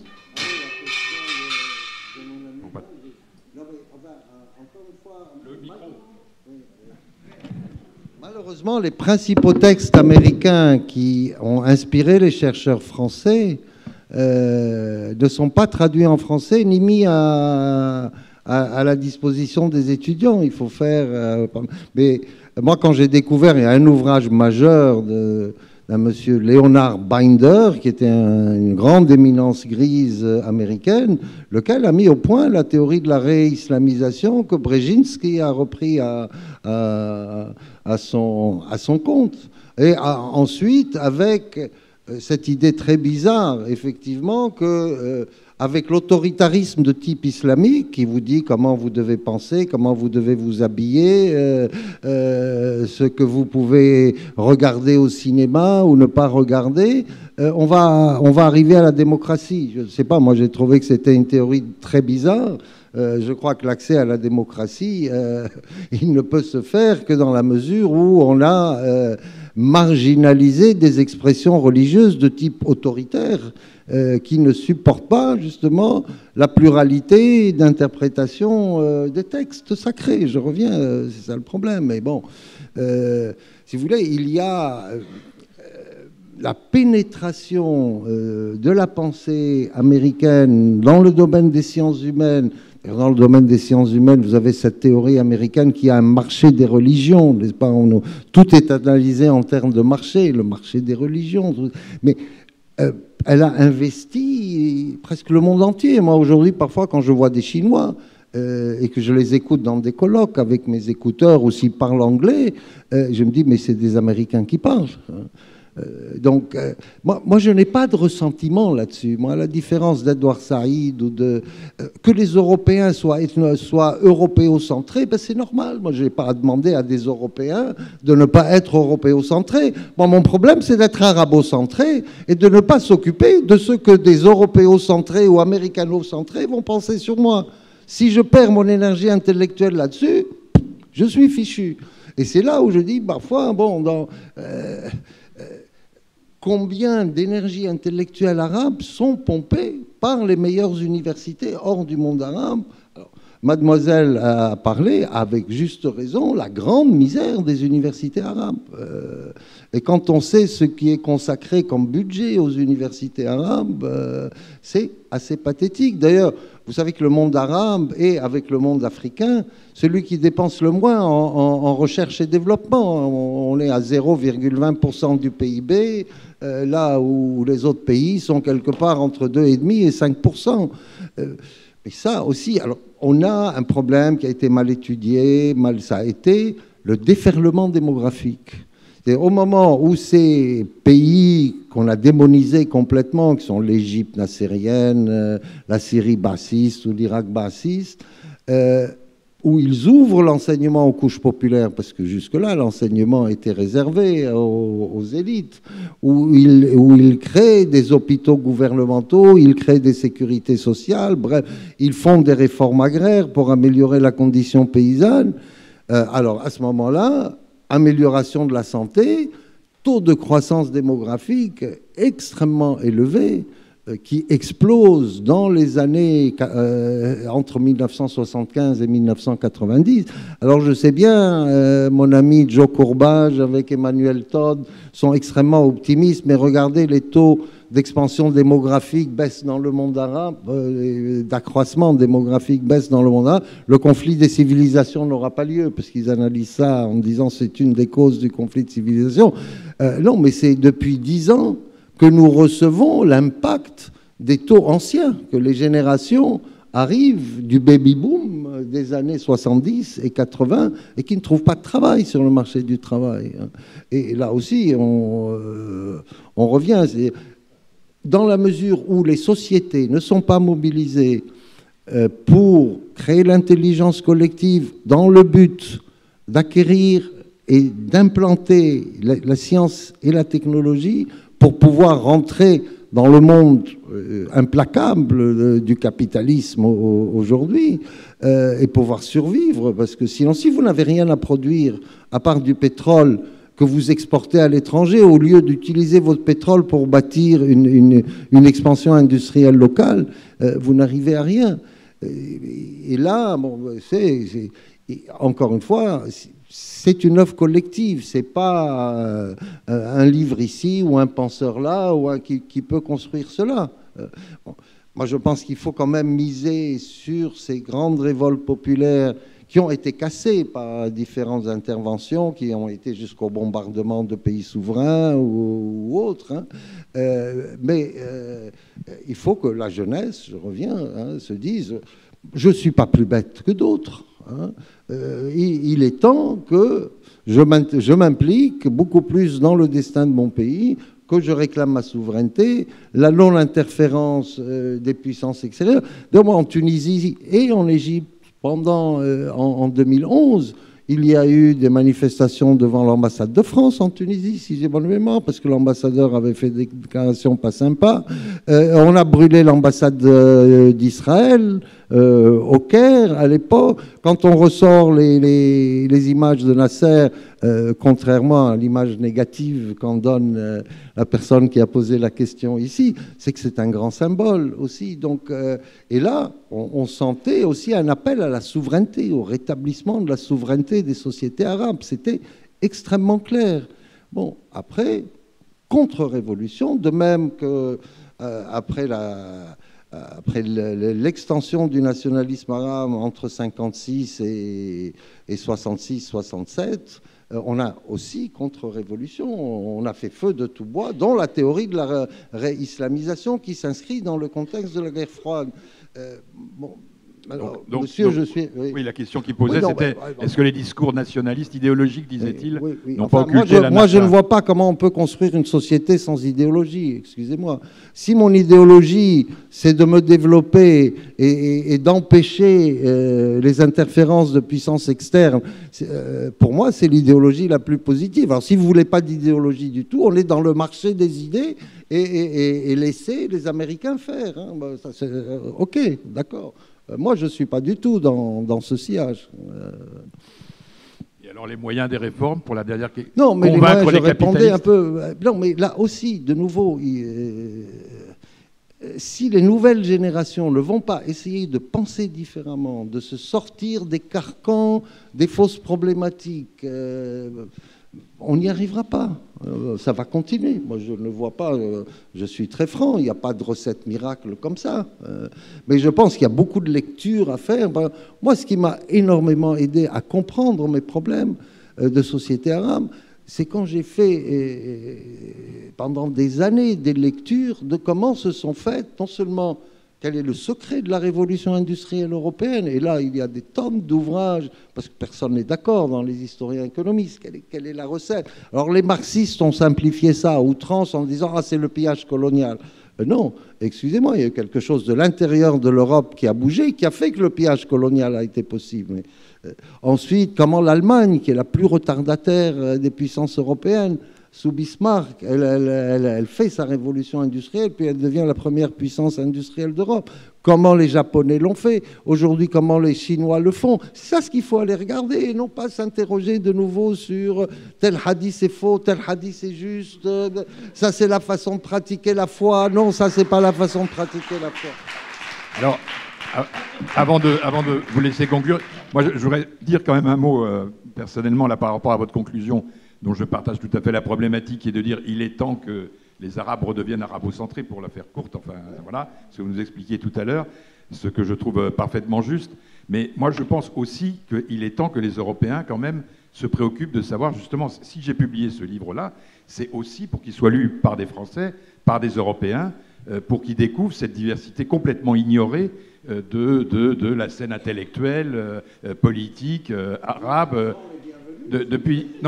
Non mais là où ce que je veux dire, c'est que dans un monde mondialisé aujourd'hui où les idées circulent plus ou moins bien, où elles sont orientées plus ou moins justement, vous aviez eu des pages que j'avais trouvées formidables là, dans un livre d'économie là sur la question des MBA. Moi, ça m'avait beaucoup éclairé ce que vous aviez écrit sur les Master Business Management, les fameux MBA, qui sont dans le monde entier partout les mêmes.